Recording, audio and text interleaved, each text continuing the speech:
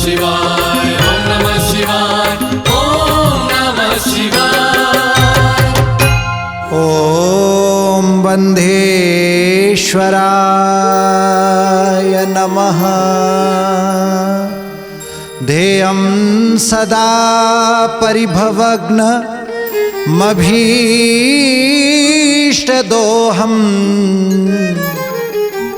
तीर्थास्पदं शिवविरञ्चिनुतं शरण्यं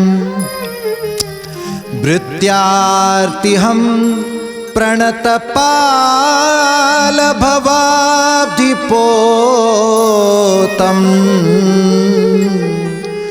वन्दे महापुरुष ते चरणारविंदम। जय बंधेश्वर सत्य शिव सुंदर कार्यक्रम को आपण समस्त को पुनर्बार स्वागत। महाप्रभु द्वादश ज्योतिर्लिंग रूप में प्रकट होती तन्मध्यरे त्रयंबकेश्वर ज्योतिर्लिंगंकर कथा बड़ विशद कथा, बड़ सुंदर कथा, परम मधुर कथा।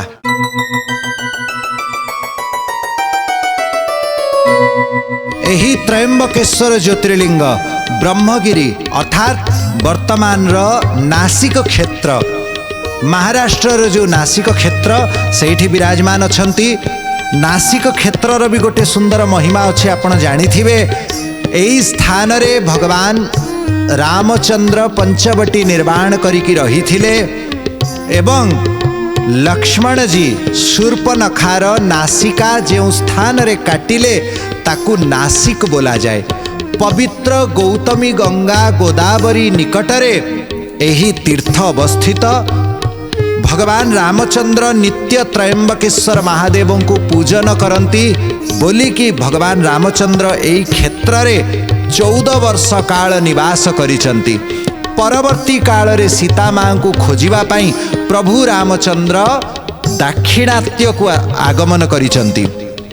एही नासिक क्षेत्र ए त्रयंबकेश्वर महादेवंकर महिमा आपण चिंता करंतु। जहां को भगवान रामचंद्र 14 वर्ष पर्यंत पूजा करिसंती तांकर महिमा केते हेथिबो, कौन तांकर कथा, कौन तांकर कहानी आसंतु आमे श्रवण करिबा।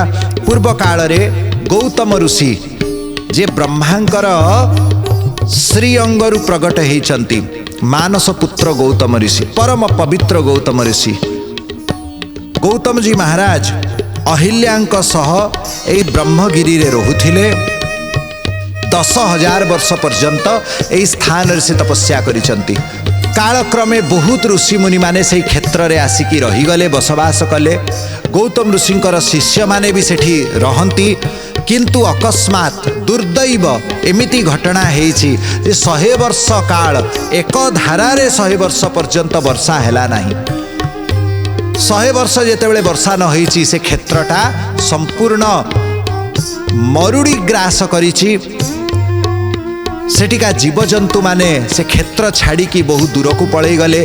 गछ सबु सुखी गले, गोटे प्रकार मरुभूमि रे परिणत हो गला। ऋषि मुनि माने जेते प्रकार योग साधन शिखी थिले सेथिरे बंचिबार प्रयास करुचंती। किंतु जलवृष्टि नहबारु ऋषि मुनि माने भी शेष को विचार कले आमे क्षेत्र छाड़ी की जीवा। किंतु गौतम ऋषि मनरे दृढ़ संकल्प, जो स्थान रे मु 10,000 वर्ष तपस्या करिछि से स्थान परित्याग केमिति करिबि। तेणु गौतम ऋषि कौन कले, वरुण देवं को प्राणायाम साधन द्वारा वरुण मंत्र को जप करिसंती एवं तांको स्मरण करिसंती। वरुण देव 6 मास परे तांको सम्मुख रे प्रकट हो गले। कहले हे गौतम तुम्हें कौन चाहूच? गौतम ऋषि कहले जदि आपण मो उपरे प्रसन्न अछंती हे वरुण देव आपण एठी वर्षा करंतु। ए क्षेत्र 100 वर्ष काल तृषित अछि। आपण एठी संपूर्ण जेमिति पूर्व परी सृष्टि चालुथिला, सबु जंगल आदि अवस्थित थिले, प्राणी माने सुखरे सहजरे रहुथिले, सेमिति आपण पुणी जल वर्षा करिकी एठी पुनर्बार बसवास स्थिर करंतु। वरुण देव कहिले विधिर विधान अनुसारे ब्रह्मदेवंकर आज्ञारे मु जहा करुची सेथिरे आउ परिवर्तन करि हबो नाही। किंतु आपणकर तपस्यार किछि फल मु निश्चय देबाकु चाहे। आपण जहा मागिबे मु ताहा देबी। गौतम ऋषि कहले हे वरुण देव मु मो पाई जल मागु नाही मो पाई मते आवश्यक भी नाही मु जदि आपणकर आदेश हब जदि दैवीय निर्देश थिब आमे कौन समस्त ऋषिमुनि एठू सबू पलायन करिबु किंतु ये क्षेत्रर महिमा ये क्षेत्रर आउ से गारिमा रहिब नाही। वरुण देव कहले जदि तुमे ताहा चाहुच ठीक अछि हे ब्रह्मदेव एई स्थान रे तुमे गर्त कर गोटे हाथ लंबा गोटे हाथ ओसार एवं गोटे हाथ गभीर एमिति गोटे गर्त कर ए गर्तरे मु जल भरिदेवी आपणकर तपस्यार प्रभाव रे मोर वरदान रे ये जल केबे सुखिब नाही लक्ष लक्ष जीवजंतु एथिरु जल पाई तृप्त हेबे किंतु ये जल केबे सुखिब नाही। वरुण देव जेतेबेले एई वरदान देइचंती गौतम ऋषि सेमिति गात गोटे खोलिचंती वरुण देवंकर कृपारे से गात भरीगला जल रे समस्त ऋषि मुनि मानंकु गौतम ऋषि आगे डाकिले समस्ते जल काढ़िचंती जे जहाँ मतरे जल व्यवहार करिचंती लक्ष लक्ष जो जीवजंतु माने तृषार्थ थिले से बाघ ठारू आरंभ करी गाई पर्यंत चढ़े पिंपुड़ी समस्तंकु जल आवश्यक समस्ते सेथिरे जलपान करिचंती शेषरे अपेक्षारत अहिल्या एवं गौतम सेठु जल बाहर कले आगे भगवान शिवंकर अर्चना कले पूजन कले एवं तापरे निज पाई रंधन करिले शिवंकु नैवेद्य देले तापरे निजे भोजन करिचंती जलपान करिचंती। तेणु आपण चिंता करंतु केते परोपकारी गौतम ऋषि एमिति पुनर्बार से अंचल जलाभावरु मुक्ति प्राप्त करिछि समस्त ऋषि मुनि माने समस्त जीवजंतु से गोटे जल गर्तरु समस्ते जलपान करंती। दिनकर कथा ब्रह्म मुहूर्त रे ऋषि पत्नी माने जल नेबा पाई आसिले सेई स्थान रे गौतम ऋषिंकर शिष्य माने दिनकर कथा ब्रह्म मुहूर्त रे किछि ऋषिंकर पत्नी माने सेठी आसीचंती जल नेबा पाई से देखिले सेई गर्तरे लोटा धरिकी गौतम ऋषिंकर शिष्य माने निजर पात्र को जल रे परिपूर्ण करुचंती। ऋषि पत्नी माने पचारे अरे जल सबू कहा पाई नहीं कि जाउछ कहले आम गुरुदेवंक पाई आमको आगे भर्ती करने को दियो। शिष्य माने हटी गले ऋषि पत्नी माने जल भर्ती करुचंती। आपण चिंता करतु हाथ कर गर्त ता भितरे आउ तो बड़ पात्र तो किछि पुरई हब नहीं अल्प अल्प करिकी जल बाहर करुचंती समय बहुत लागुची। एपटे गौतम ऋषि से बसिचंती भगवान शिवंकर पूजा करिवे बोलिकी शिष्य माने आसिले रिक्त हस्त आसिचंती पात्र सबु सेठी थोई देई आसिचंती। गौतम ऋषि पचारे अरे पानी आनी ना हो मु शिव पूजा केमिति आरंभ करिवि सबु कथा शिष्य माने बतैले जे ऋषि पत्नी माने से माने आगे जल नेबा पाई आग्रह कले। अहिल्या आसिचंती जेहेतु अहिल्यांकर स्वामी गौतम ही जल को बाहर करिचंती ऋषि पत्नी माने अहिल्यां देखिकी टिके दूरेई गले।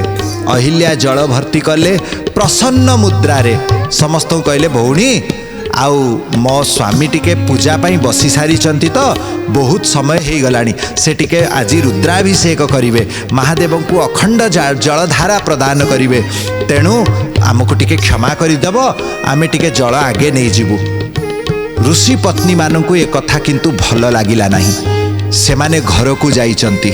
आपण जानती बाला नाम रोदनम बलम नारी बल हैला कांदिबा एमाने बाटरे ही चर्चा करि नै चंती।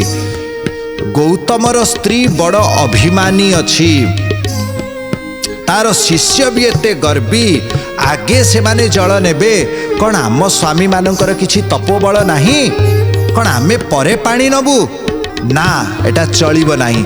बहुत कांदी अजस्र कांदी कांदी की घर को जाइचंती सेठी निजर मुंड कुटिले स्वामीर पादरे निजर मुंड घसीचंती। स्वामी कहले अरे कौन ही गला एते बड़ कौन विपत्ति पड़िला कौन वज्राघात होइछि तुमको कहले आउ आमे एठी रहिबु नाही आमे एठी प्राण छाड़ी दबु काहे गौतमर शिष्य गौतमर स्त्री आमको एते अपमान करिचंती आमको जल नेबाकू देले नाही आजिठू आमे आउ जल नेबा पाई जीवु नाही। ऋषि मुनि माने आसिले कहले एमिति कथा गौतमर एते गर्व कारण निजर अर्धांगिनी मानकर कथा से विश्वास करिचंती गौतम ऋषि उपरे संदेह आसीची से बुझीगले निश्चय गौतम किछि अपमानजनक कथा कहिथिबो किंबा तांकर शिष्य तांकर स्त्री किछि कहिथिबे। समस्ते जेतेबेले जल आनिबा पाई मना करिदेले से दिन ऋषि माने निजे जल आणंती किंतु 2-4 दिन रे तांकर हृदय रे थिबा ज्वाला आउरी बढ़िला। गौतम कहले अरे पानी तुमे निजे आसुच कहीं अर्धांगिनी आसुथिले से माने कहीं आसुनाहांती तुमर कौन मतलब एमिति तांकु उल्टा उत्तर देइचंती। गौतम आउ किछि कहिले नाही। एपटे ऋषि समस्ते विचार कले गौतम को आमे केमिति अपमानित करिबा, आमे प्रतिशोध केमिति नबा। आम स्त्री एते कांदुचंती से माने रोषेई न करिबार धमक देइचंती जदि 7 दिन भितरे आमे किछि उपाय न करिबु एमाने आ रोषेई करिवे नाही। एमिति एमाने विचार करिले आमे निश्चय किछि तपस्या करिबा, काहाकु आराधना करिबा। गणेश भगवान शीघ्र प्रसन्न हुअंती, तेणु गणेशंकर तांत्रिक मंत्र से माने जानी थिले। तांत्रिक मतरे गणेशं को आराधना करिसंती। समस्त ऋषि मुनि माने एकत्रित हेकी भगवान गणेशं को ऊपर अखंड मधुधारा अर्पण करिकी भगवान गणेशंकर मंत्र जप करुचंती। भगवान गणेश तांकर सम्मुख रे प्रगट हेइचंती। बोलो गणेश जी महाराज की जय जय। गणेश जी महाराज जेतेबेले सम्मुख रे प्रगट हेले गणेश जी कहले प्रसन्नोस्मि वरं ब्रूत यूयं किं करवाण्यहं तदीयं तद्वच श्रुत्वा ऋष्यस्ते ब्रुवंस्तदा। तुमर कठोर तपस्या रे तुमर अखंड मधुधारा रे मु प्रसन्न हेली। कौन वरदान मागुच जदि उचित थिबो मु से वरदान देबी। गणेश जी जेतेबेले कहिसंती ए समय रे ऋषि मुनि माने कहिले महाराज आपणଙ୍କୁ एठी डाकिबार ए कष्ट देबार आपणଙ୍କୁ स्मरण करिबार केवल गोटे प्रयोजन। आमे समस्ते गौतम द्वारा अपमानित हेचु, तेणु गौतम को धिक्कार करई ए स्थान रु आमे दूर करिदेबाकू चाहूचु। तेणु गौतम को धिक्कार करी ए स्थान रु आमे ताकू दूर करिदेबाकू चाहूचु। गणेश जी महाराज बड़ा आश्चर्य हेले, कहले अरे धिक्कार तुम मानंकु परम दयालु परम सुहृद समस्तंकर मंगल कामना करुथिबा गौतम ऋषिंक प्रति तुमर एमिति घृण्य भाव आसिला केमिति? तुमे जानिच आजी तुम देहरे जो रक्त बहुची से भितरे जेतिकी जल अंश रही से गौतम ऋषिंक द्वारा जो तपस्या हेथिला से तपस्यार द्वारा प्रगट हेथिबा जल ही तुमे पान करिच बोली तुम देहरे रक्त बहुची, नचे तुमे केबे ठारू मरी जाई थांत। किंतु ऋषि मुनि मानकर द्वेषरे हृदय अंध हो जाइथिला। से कहले प्रभु आमे गोटिए ही वरदान चाहूचु आउ किछि चाहुनाहु। गणेश जी महाराज कहले जानी रखी थाओ जे संथर निंदा करे जे संथर अपमान करे तार विनाश सुनिश्चित। तुमे गौतमंकर धिक्कार करुना हो, तुमे तुम निज जीवन को धिक्कारमय करि नउच। तुमे संथ को जेतेबेले कष्ट देबाकू चाहूच तुम जीवन रे कष्ट आसीबा सुनिश्चित। हे ऋषि तुमे जहाँ मागुच ताहा उचित नुहे।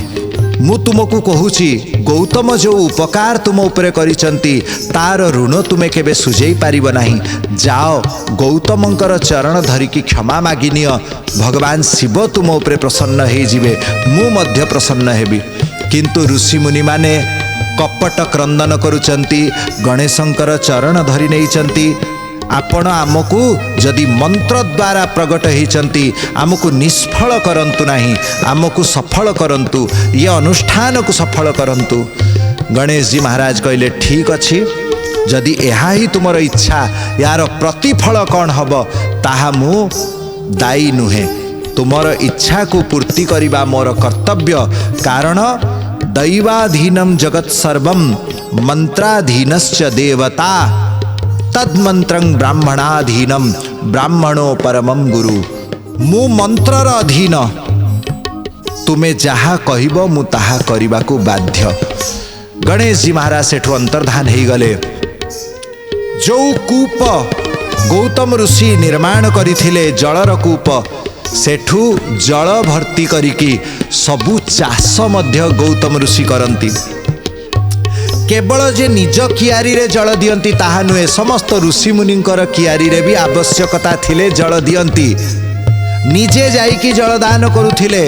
एमिति गोटिए ऋषिंकर धान कियारी रे गोटिए गाई रूप धारण करिकी गणेश आछंती। बड़ दुर्बल गाई सबु धान को खाई चालुचंती।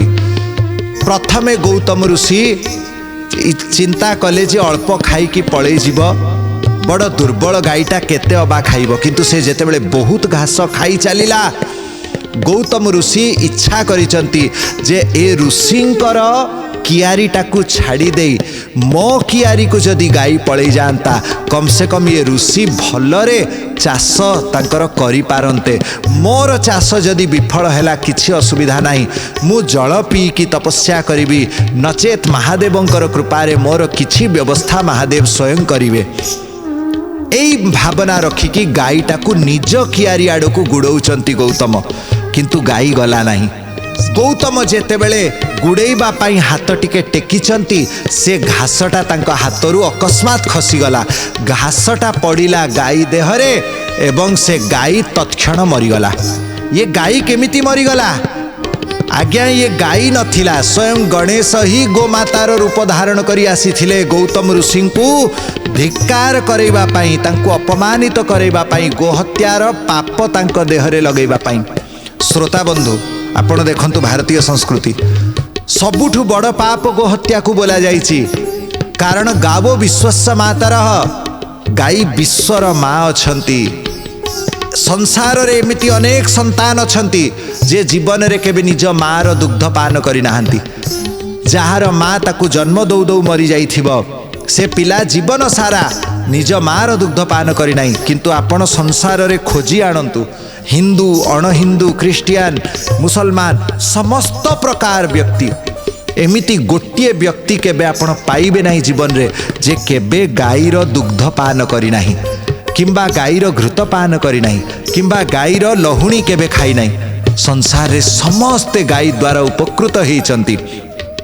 गाई थिले आमे बंची पारिबु, गाई थिले ही यज्ञ कर्म मृताह संस्कार जन्म संस्कार षोडश संस्कार मूर्ति पूजन अभिषेक बंदन संज दीप आरती जहाँ आपण देखिबे गोमातांक बिना केबे संभव नाही।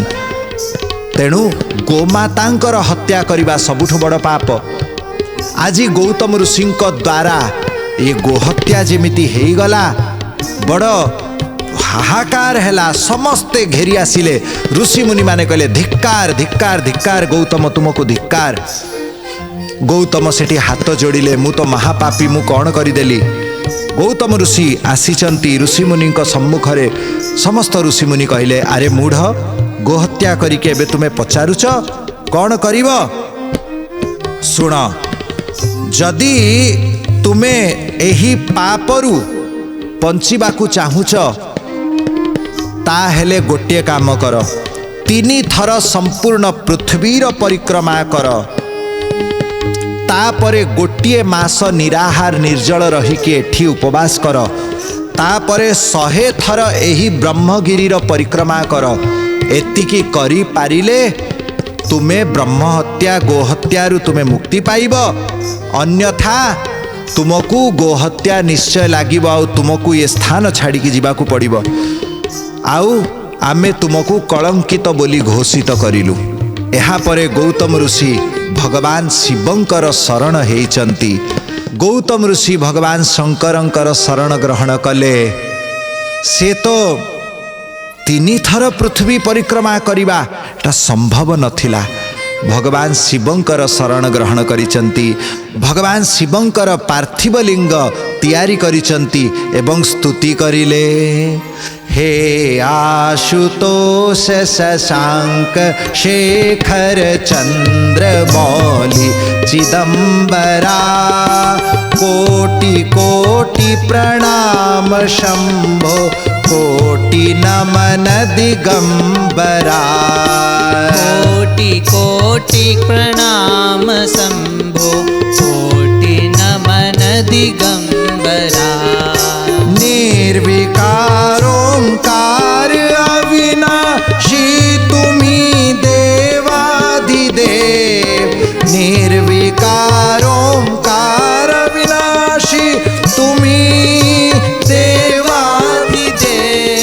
जगत सर्जक प्रलय करता सत्य शिवम सुंदरा। जगत सर्जक प्रलय करता सत्य शिवम सुंदरा। हे सत्य शिवम सुंदरा। हे सत्य शिवम सुंदरा। बोलो शंकर भगवान की जय। जेतेबेले गौतम ऋषि भगवान शिवं को स्तुति करुचंती ऋषि मुनि माने यह देखिकी सही पारिले नहीं। पत्थर रे गौतम ऋषिंकर ध्यान भांगिबाकू चेष्टा करिचंती। तांकू बारंबार पत्थरर प्रहार करिचंती। रक्ताक्त गौतम ऋषि जहाँकर मुंड फाटी जाइछि, जहाँकर देह सारा चोट लागिछि। एई अवस्था रे गौतम ऋषि दुई हाथ जोड़िकी भगवान शिवं को प्रार्थना करुथांती। भगवान शंकर तुरंत प्रगट हो गले। बोलो शंकर भगवान की। भगवान शंकर जेतेबेले गौतम ऋषिंकर सम्मुखरे प्रगट हेले, भगवान शिवंकर देहरे सुधा रक्त छिटा पड़िछि। भगवान शिवंकर मस्तकरु भी रक्त बहुछि। गौतम ऋषि कहले प्रभु ये कौन? आपणकर देहरे रक्त, आपणकर मस्तक फाटी जाइछि प्रभु केमिति? भगवान शंकर क्रोधरे त्रिशूल धरिचंती। प्रभु कहिले जे मो भक्त को मारिछि से मते ही मारिछि। मु एठी प्रगट हेछि गौतम तुम भक्ति पाई एवं एई ऋषि मुनि मानंकु आज मु बध करिदेबी बोली विचार करुछि।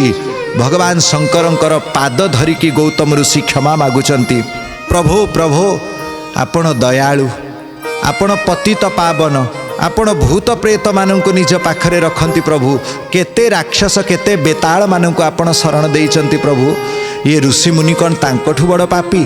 प्रभु कहले हाँ एमाने तांकठु 1000 गुणा अधिक पापी। कारण जे उपकार करिछि तार ये विनाश करुचंती। जहार पानी पिउचंती ता आगरे बाणी कहउचंती। तांकु पत्थर रे प्रहार कले, तेणु मु यांकु क्षमा केमिति करिवि? गौतम कहिले प्रभु वास्तव कथा आपण टिके चिंता करंतु। आज आपण मो सम्मुखरे प्रगट हेले काहींकी? एई ऋषि मुनि माने जदि मते दंड देई न थांते ताहेले आज आपणकर दर्शन मु पाई पारि न थांती। जदि ऋषि मते दंडित न करि थांते, जदि ये पत्थर प्रहार मो देहरे पड़ी न थांता प्रभु, आपण एते शीघ्र कौन का आगरे आसी पारंते? आपण आज मो पाखकु आसिले मो कष्ट देखिकी सेमानंकर गोटे गोटे पत्थर मोर कोटि कोटि जन्मर तपस्या को पूर्ण करिदेले। सेमानंकर एही जो दुराचार मोर सकल सदाचार को पूर्ण करिदेला। मो पाई महान स्वार्थ साधित हैला प्रभु। आपण जे मुक्ति पद, आपण जे साक्षात महेश्वर, आपण देव दुर्लभ लोक माने जुग जुग तपस्या करिके आपणकर दर्शन प्राप्त करि पारंती नाही। प्रभु आपण मो सम्मुखरे अछंती, मोर आउ कौन दरकार? प्रभु आपण तांको क्षमा करि दियंतु। आपण जदि मते वरदान देबाकू चाहुचंती महाप्रभु तांकू आगे क्षमा करंतु। प्रभु आपण करुणा सिंधु, आपण दया सिंधु। भगवान शंकर सेठी कहिले धन्य धन्य हे ऋषि, तुमे सर्वश्रेष्ठ ऋषि रूपरे आजिठु मु तुमको विख्यात करुची। मते परम प्रसन्न जानिकी तुमे एबे मते वरदान माग। गौतम ऋषि मनरे विचार करिचंती। भगवान शंकर जेतेबेले प्रसन्न हो गले आउ कौन बा दुर्लभ रहिला। प्रभुंकर ए क्रोधटा शांत हैला, एया ही मोर हार्द थिला।